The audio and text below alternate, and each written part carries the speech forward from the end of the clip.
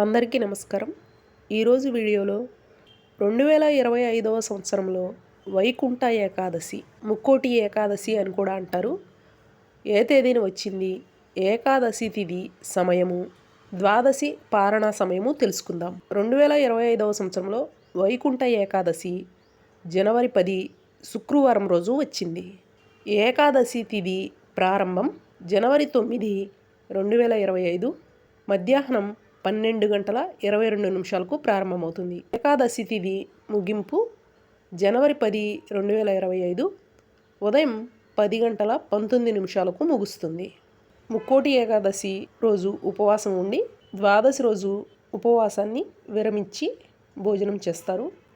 ద్వాదశి పారణ సమయం జనవరి 2025 11వ తేదీ ఉదయం 6:39 నుంచి 8:21 వరకు ఉంది.